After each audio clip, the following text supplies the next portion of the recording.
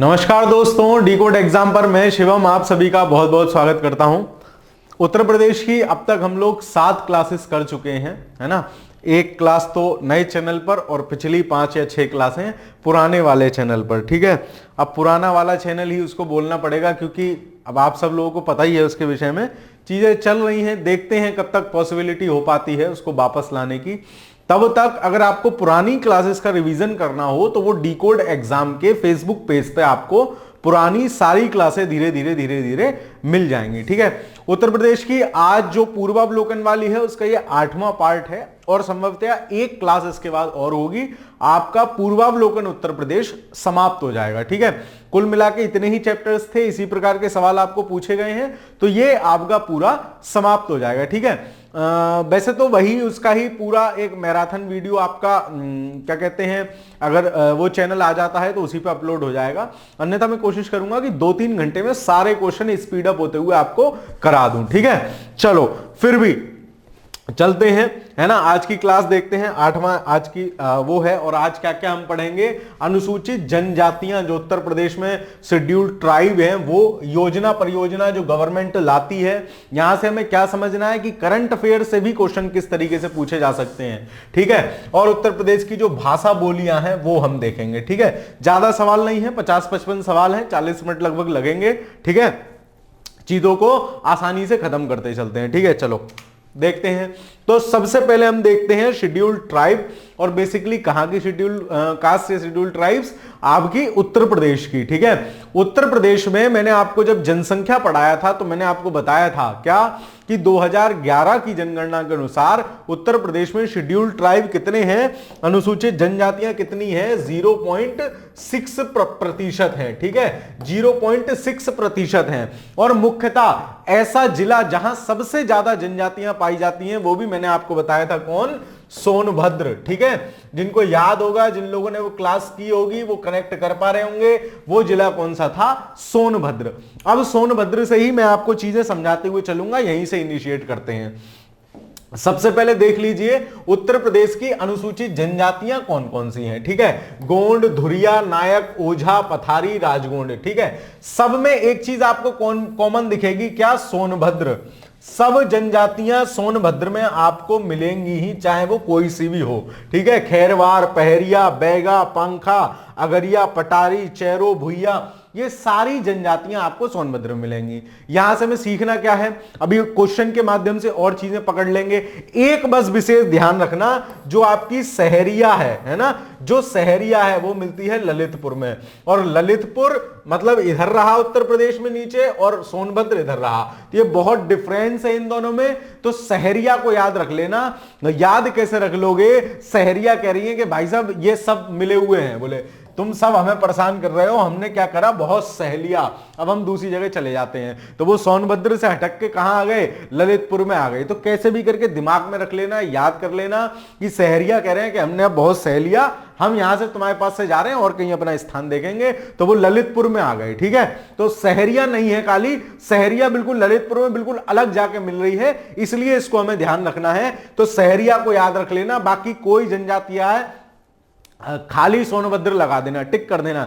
सोनभद्र में मैक्सिमम जनजातियां पाई ही जा रही हैं। ठीक है, चलो देखते चलते हैं। एक बुक्सा या बोक्सा आके पड़ेगी, वो आपको बहुत पूछी गई है, बिजनौर, है ना, वो कई बार पूछी गई है, उसको भी अभी याद कर लेंगे। उत्तर प्रदेश के निम्नलिखित में से किस जनपद में अगरिया जनजाति निवास करती है। ठीक है, केवल सहरिया को याद रखना कि भाई साहब हमने बहुत सह लिया, अब हम नहीं सहेंगे, वो उठ के कहां चले गए, ललितपुर में। बाकी कोई जनजाति पूछे, आंख बंद करके सोनभद्र दिया हो, आंसर में टिक लगा देना। ठीक है, आगे चलते हैं। अगरिया, बैगा, भुइया अनुसूचित जनजातियां उत्तर प्रदेश के निम्नलिखित में से किस जनपद में मुख्यतः निवास करती हैं, तो सोनभद्र में निवास करती हैं। ठीक है, अगर आपको ये सिंपल सा फैक्ट पता है ना, और जिसको ये फैक्ट नहीं पता होगा उसके लिए तो हुआ लगेगा सवाल, बोले यार बताओ कहां तक मैं जनजाति याद करूं। लेकिन आपको पता है कि आपकी सोनभद्र में मैक्सिमम जनजातियां हैं, है ना। सोनभद्र जिले में उत्तर प्रदेश में सर्वाधिक जनजाति जनसंख्या है, और मैक्सिमम जो जनजातियां हैं वो उत्तर प्रदेश के सोनभद्र में, ये टेढ़ी मेढ़ी वाली सारी मिल जाती हैं। ठीक है,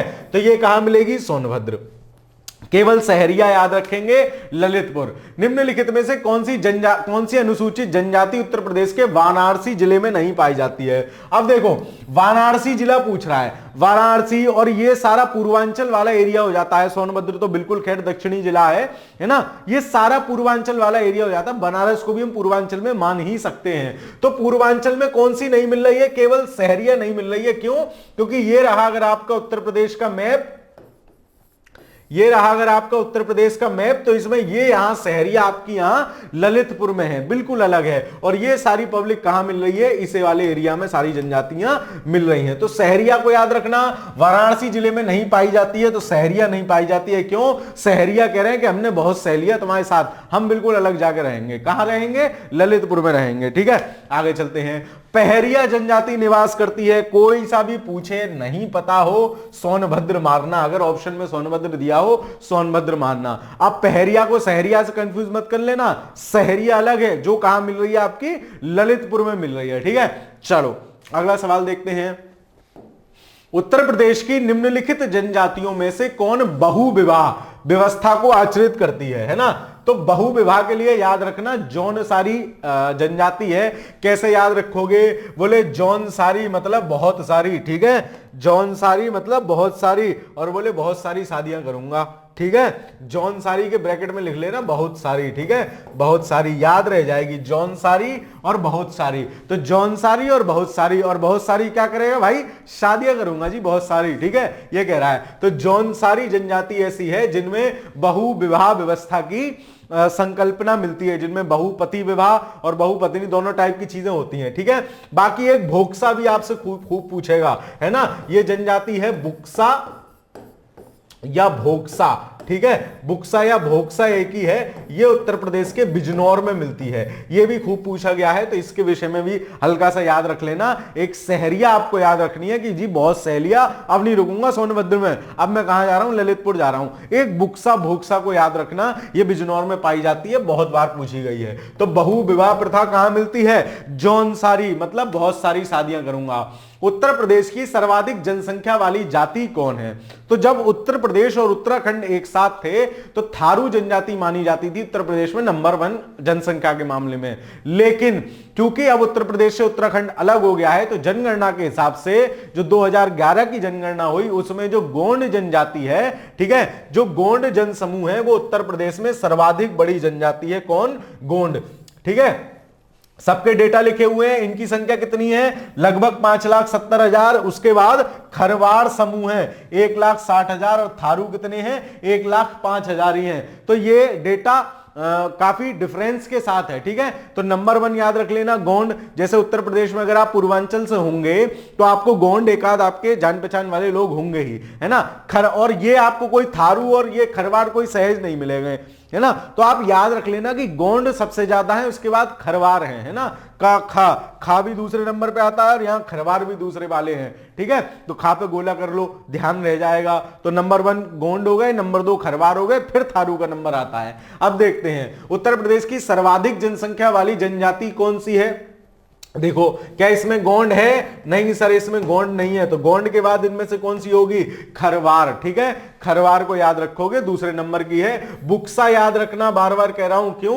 बुक्सा बहुत बार पूछी है, पता नहीं या तो कोई एग्जामिनर महोदय होंगे वहां के, है ना, या हो सकता है उसी शेड्यूल ट्राइब से बिलोंग करते हो, तो उन्होंने खूब बार ये प्रश्न पूछा है कि बोक्सा और भुक्सा जनजाति उत्तर प्रदेश के किस जिले में पाई जाती है? तो आपको याद रखना है जी, बोक्सा या भुक्सा बिजनौर में होती है। ठीक है, और घबराना नहीं है, जो पहली बार पढ़ रहे उनको भी नहीं घबराना है भाई, 4-5 बार मंत्र पढ़ोगे ना, याद हो जाएगा। आगे चलते हैं।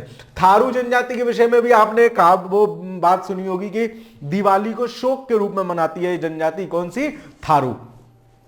चलो, उत्तर प्रदेश में सर्वाधिक जनसंख्या वाली जनजाति है कौन?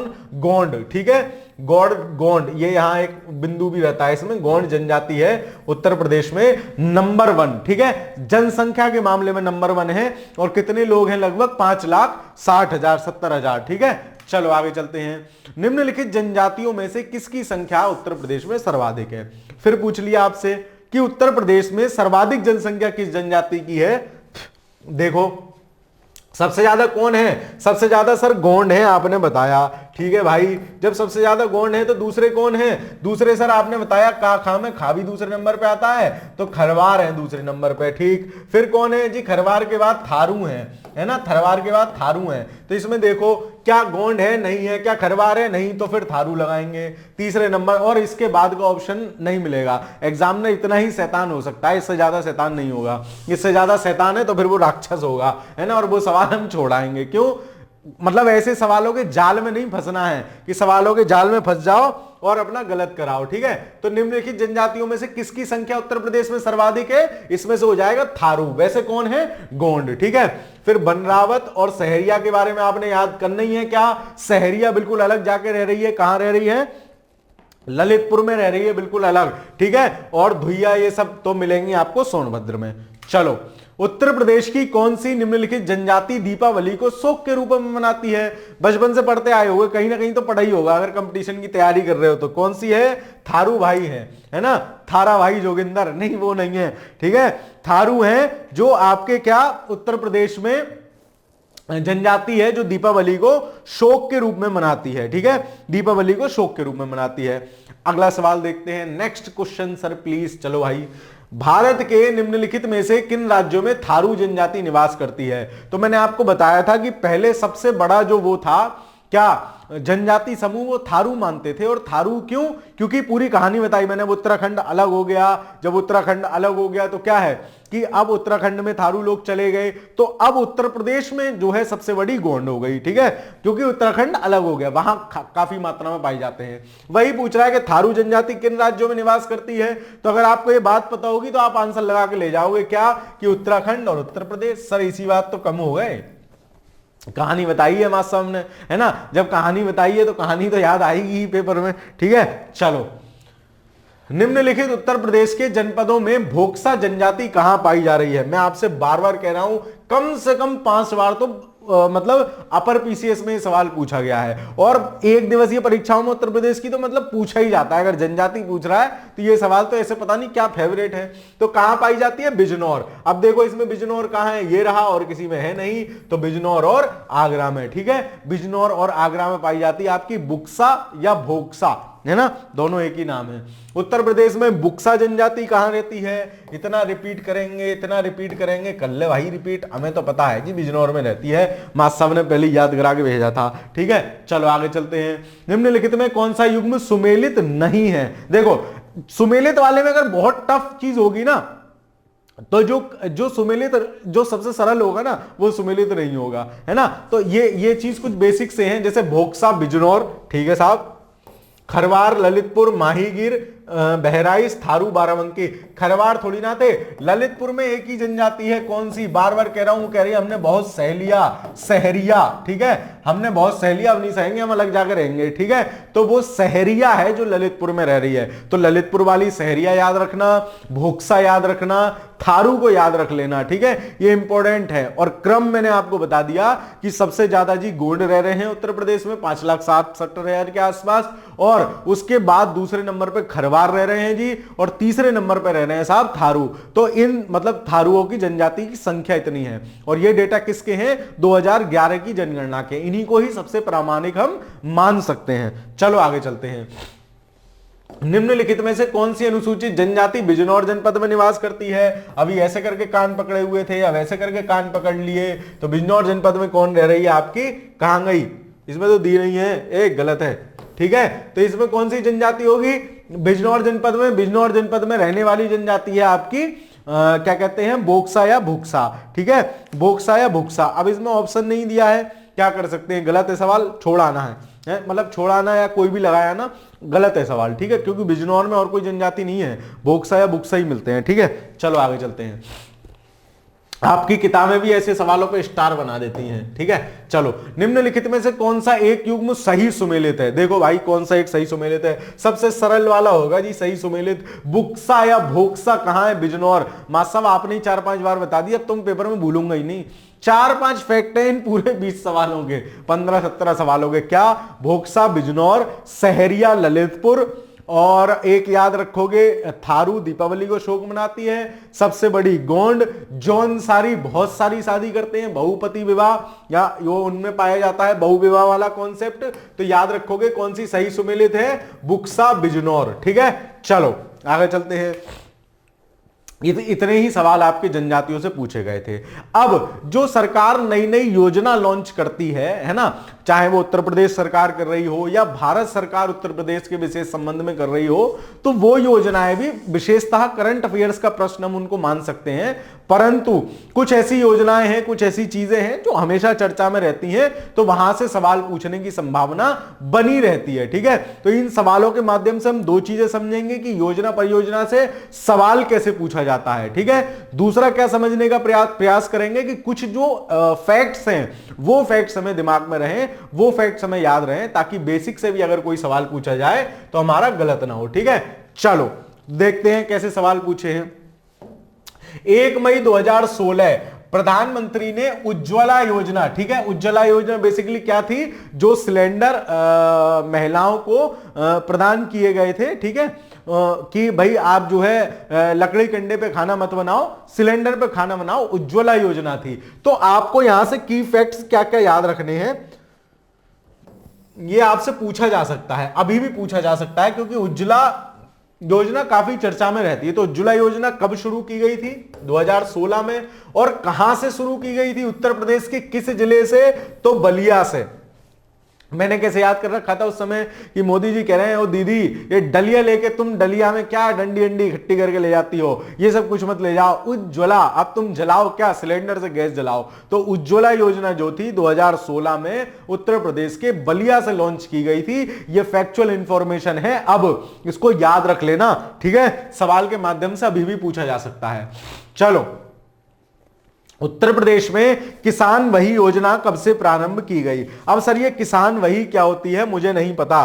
तो जो लोग गांव देहात से संपर्क रखते हैं उन लोगों को तो पता होगी किसान वही क्या होती है, और आजकल तो बननी बंद हो गई है। ठीक है, किसान वही बेसिकली क्या होती थी, जैसे मान लो मैं श्यामलाल मेरा नाम है, श्यामलाल का एक खेत फलाने गांव में है, एक खेत जो है किसी गांव में है, एक खेत कहीं है, एक खेत इधर है उधर है। तो किसान वही होती थी, पटवारी के पास जाके, लेखपाल के पास जाके सारा डेटा उसको एक जगह लिखवा लेता था वो, कि जो मेरी जमीन कहां कहां है इसमें लिख दो, उसमें उसका अंश कितना है जमीन में, किसके नाम से है, क्या है। तो एक व्यक्ति की एक जोत वही बन जाती थी, मतलब किसान वही बन जाती थी, और उसमें उसकी जमीन का पूरा ब्यौरा रहता था, पूरा डेटा शामिल हो जाता था। ठीक है, तो ये कब से शुरू करी, ये शुरू करी जी 1992 में किसान वही परियोजना। याद कैसे रख लोगे, तो याद रखने का एक तरीका इसका यह है कि बेसिकली कृषक क्या करते हैं, अपनी जमीन पर जो आपकी केसीसी चलती है ना, किसान क्रेडिट कार्ड है ना, तो वो अपनी खेती पर लोन ले लेंगे, कुछ कर लेंगे।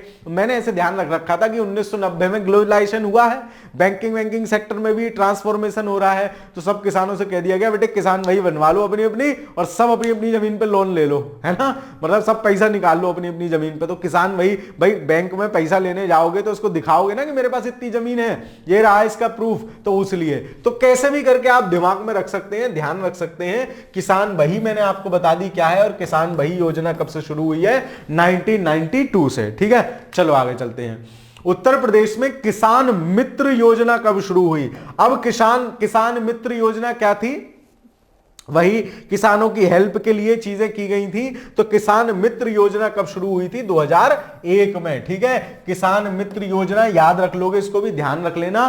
किसान वही तो याद ही रखना, मैंने आपको बताया है कि भाई पैसा लेना था उनको, जब पैसा लेना था तो बोले सारी जमीन एक जगह लिखवा लो, तो सारी जमीन एक जगह लिखवा ली। और पैसा लेने वाला सिस्टम कब बना होगा, जब बहुत सारे बैंक हमारे आए होंगे, ग्लोबलाइजेशन हुआ होगा। तो कहानी सा हल्का सा ध्यान सा हो जाता है, बस और कोई बात नहीं है। 1992 और किसान मित्र 2001। चलो, उत्तर प्रदेश में कल्प योजना किससे संबंधित है, यह तो वर्तमान में भी प्रभावरत है, यद्यपि पुराना सवाल है। ऑपरेशन कायाकल्प किसका, प्राथमिक शिक्षा का कायाकल्प कर रही है सरकार। प्राथमिक जो प्राइमरी एजुकेशन है उसका पूरी तरह से कायाकल्प हो रहा है, तो प्राथमिक शिक्षा विभाग से। ठीक है, कल्प योजना पूछ ले, कायाकल्प पूछ ले, ये किससे संबंधित है, प्राथमिक शिक्षा को बढ़िया करेंगे। लखनऊ योजना किससे संबंधित है, पुराना सवाल है।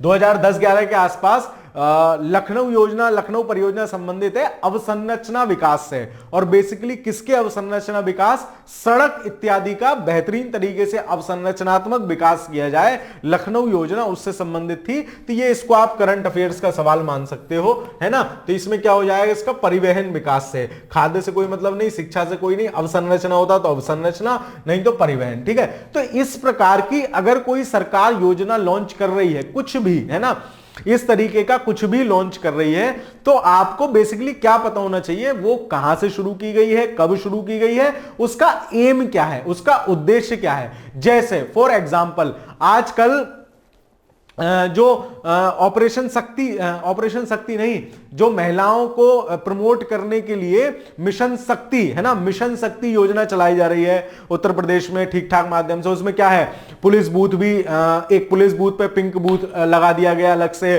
कि भाई महिलाएं यहां शिकायत कर सकती हैं। तो मिशन शक्ति महिलाओं के सशक्तिकरण हेतु एक योजना है। तो आपसे पूछा जा सकता है कि मिशन शक्ति का संबंध निम्नलिखित में से किससे है, तो इस तरीके से भी सवाल आपसे बन सकते हैं, है ना। यहां से हमें इन क्वेश्चन को करके हमें यही सीखना है कि सवाल बनाने का आइडिया क्या है, क्वेश्चन बन कैसे रहा है, ठीक है। चलो आगे चलते हैं।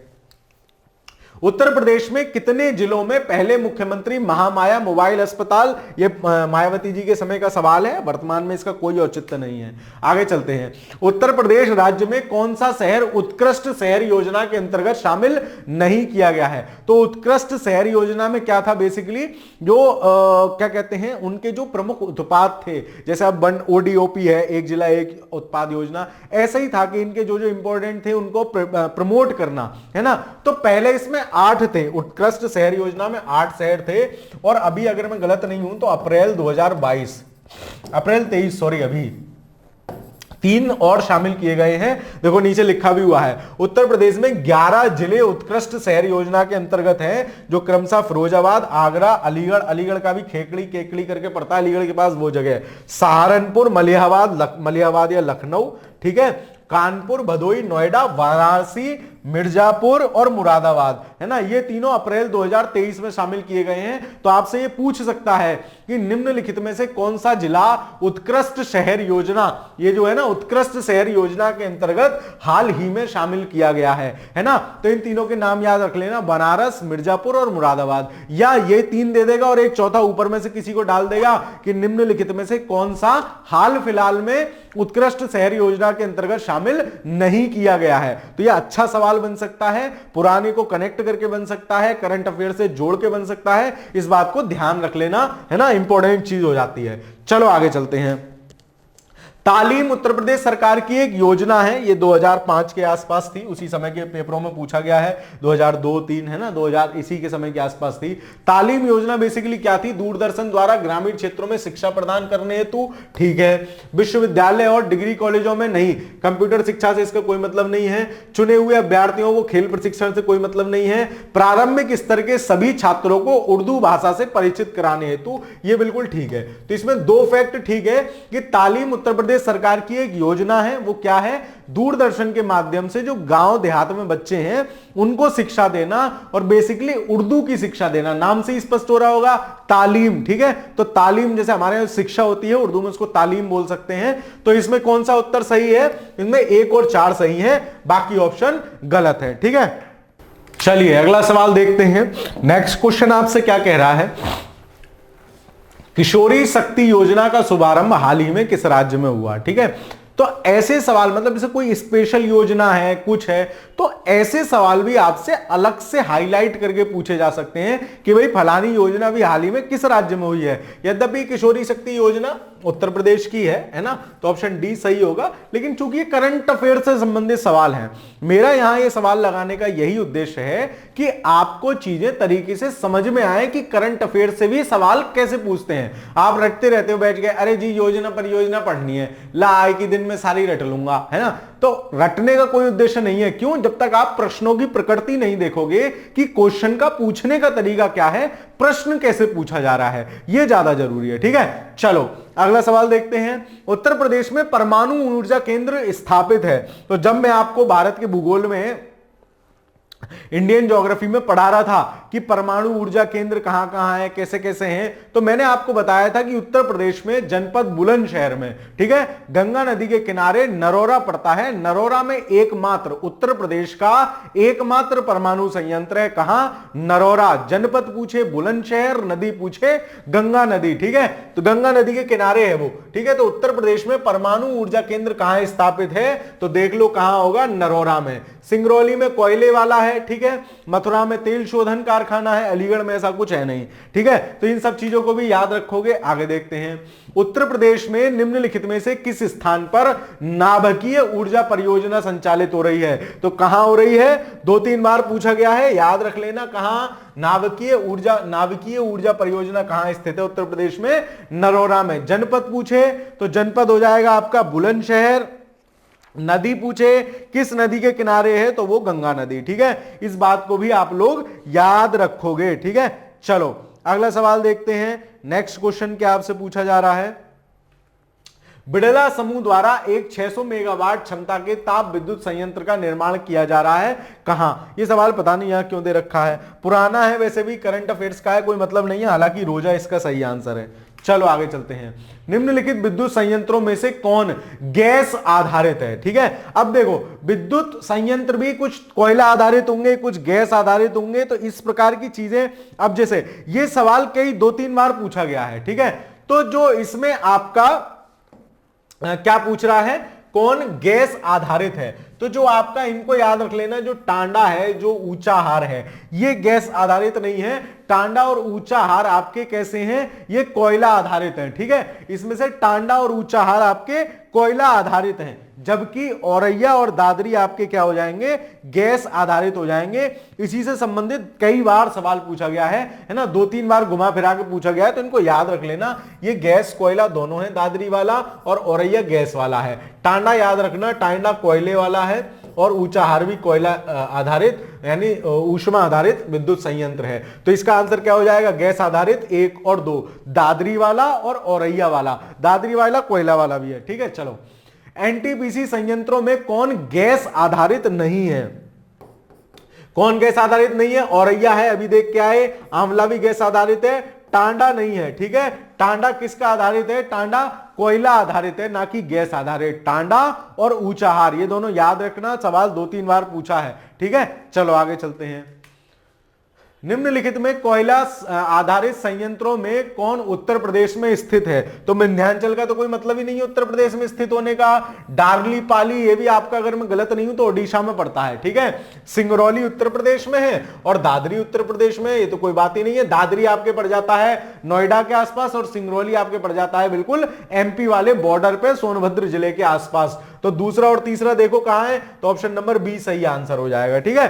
तो देखो ये 2021 के आरओ का, या तो ये चर्चा में होते हैं किसी ना किसी कारण से, है ना, या फिर दूसरा कारण क्या होता है, अब देखो ये पीछे वाले, मतलब अगर आपने दादरी पढ़ा हुआ होगा आपने, और कॉमन सेंस से भी ये सवाल सॉल्व हो जाएगा। पूछ रहा है कौन उत्तर प्रदेश में है, लगाओ कॉमन सेंस। क्या विंध्याचल उत्तर प्रदेश में होगा? नहीं होगा। डार्ली पाली क्या आपने पढ़ा क्या पूरे यूपी में? अरे यूपी स्पेशल पूरी एक आध किताब चाट के परीक्षा में गए होगे, मास्टर की क्लास लेके गए होगे, कहीं पढ़ा डार्ली पार्ली, है ना। ये तो नाम भी ऐसा डार्लिंग जैसा, तो होता भी तो मास्टर कहीं ना कहीं कनेक्ट कराया होता, तो ये तो होगा ही नहीं। तो कौन कौन से हो जाएंगे, दूसरा और तीसरा, बात खत्म हो गई।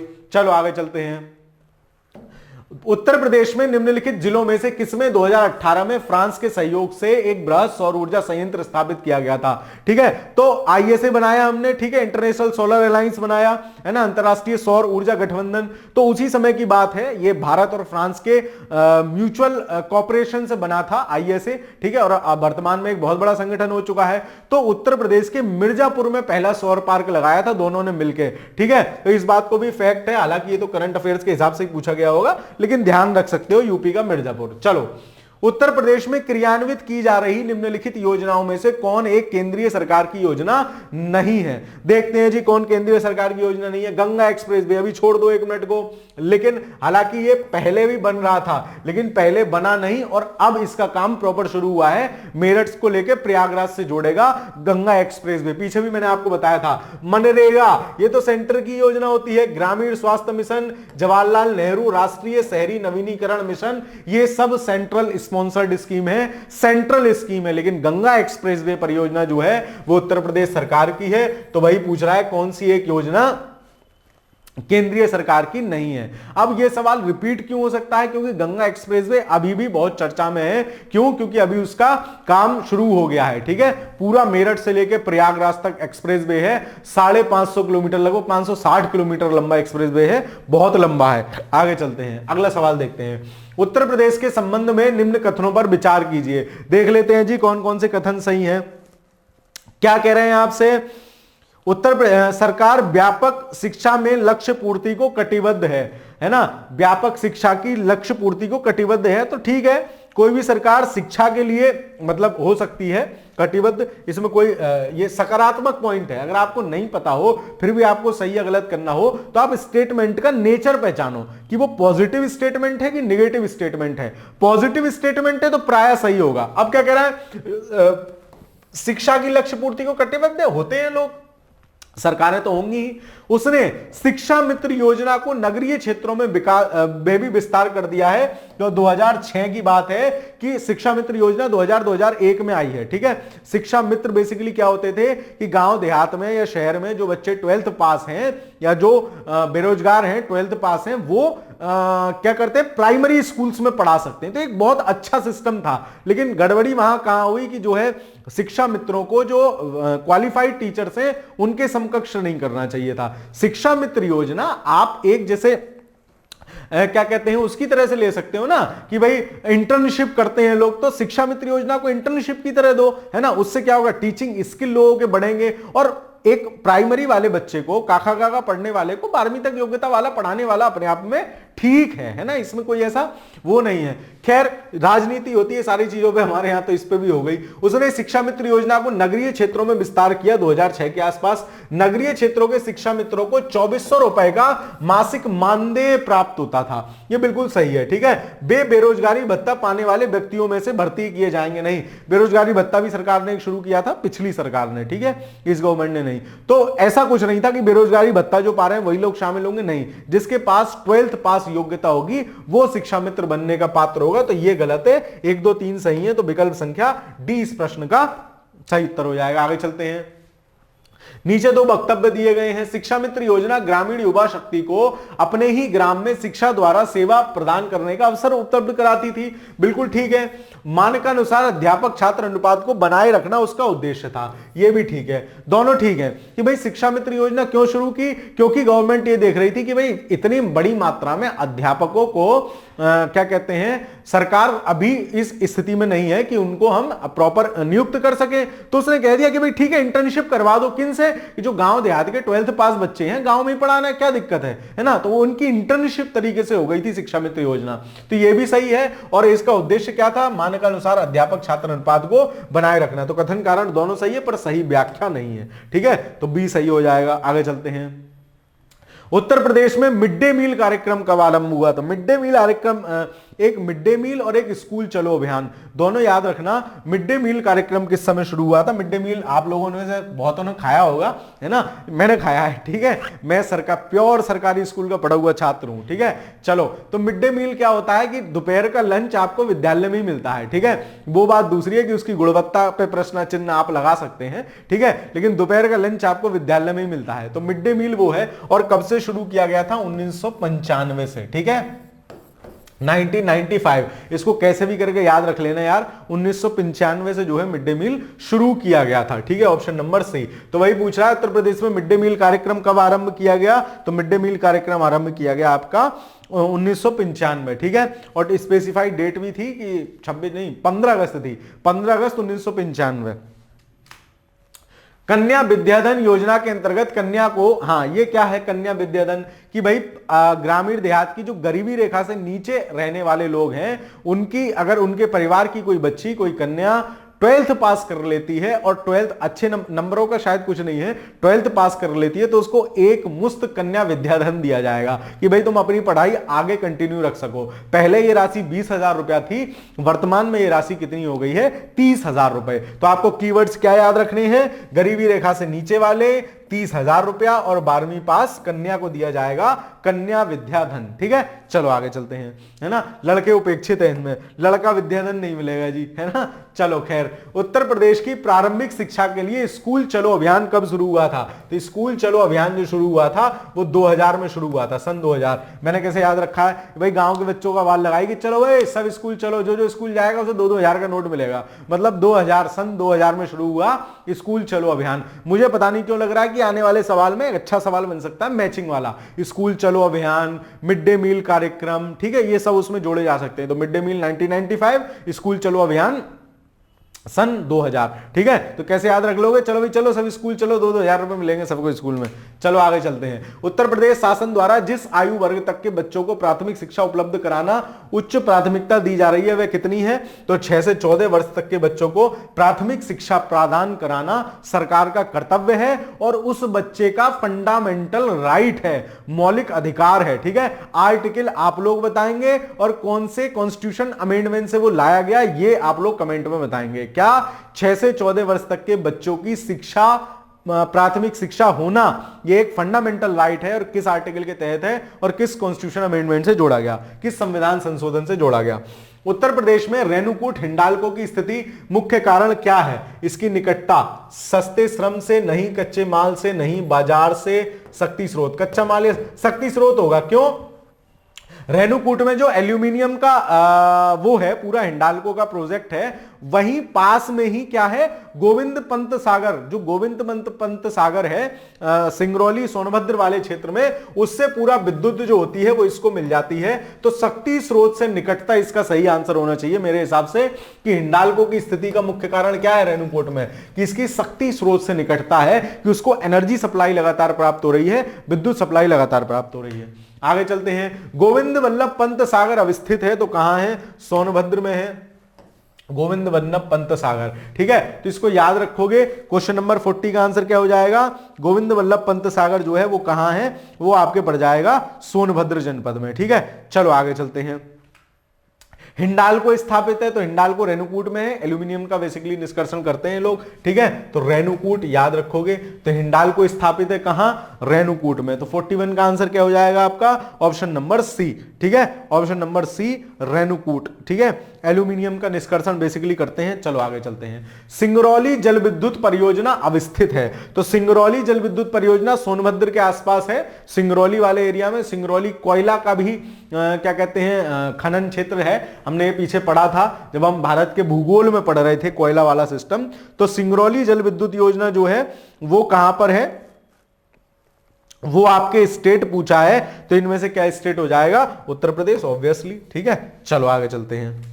सिंगरौली कहां है? उत्तर प्रदेश मध्य प्रदेश के बॉर्डर पे, सोनभद्र की साइड में, जहां सोनभद्र 4 डिस्ट्रिक्ट से बॉर्डर साझा करता है ना, वहीं 4 स्टेट से। ठीक है, चलो। द ऑपरेशन ग्रीन परियोजना ये 2001 में उत्तर प्रदेश में आई थी। 2001 ऑपरेशन ग्रीन, इसका क्या मतलब था? उत्तर प्रदेश में वनावरण को बढ़ाना। ठीक है, वनावरण मतलब वन क्षेत्र को उत्तर प्रदेश में बढ़ाना, उसके लिए प्रयास करना, नया वनारोपण करना, इत्यादि इत्यादि। तो ऑपरेशन ग्रीन जैसा नाम से ही कंफर्म है कि ऑपरेशन ग्रीन है, तो कुछ ना कुछ पौधे इनसे रिलेटेड होगा। ठीक है, चलो आगे चलते हैं। उत्तर प्रदेश में ऑपरेशन ग्रीन कब लागू हुआ? तो 2001 तो हमने देख लिया। अब इन्होंने प्रॉपर डेट पूछ ली है ना, प्रॉपर डेट पूछ ली। तो डेट अपनी क्या है? 1 जुलाई। ठीक है, जुलाई 2001। ये खतरनाक सवाल है ना, शैतान सवाल है। 2007 में पूछ रहे हो यार, कहां तक कितनी चीजों की तारीख याद रखें? अब तुम कल को पूछ लोगे कि उज्ज्वला योजना की तारीख क्या थी, तो जी कब तक तारीख याद कर लेंगे? तारीख पे तारीख, तारीख पे तारीख, कितनी तारीख याद करूं? ठीक है, खैर शैतान सवाल था, कोई बात नहीं, है ना, एक आध होते हैं। आगे चलते हैं। उत्तर प्रदेश में कंप्यूटर एडेड डिजाइन परियोजना का केंद्र कहां है? यह भी कुछ करंट अफेयर्स में चर्चा में रहा होगा, इस वजह से है ना। Computer aided design, CAD CAD बोलते हैं, ये आपका कहां है? ये आपका लखनऊ में पड़ता है। ठीक है, लखनऊ में पड़ता है। ठीक है, चलो आगे चलते हैं।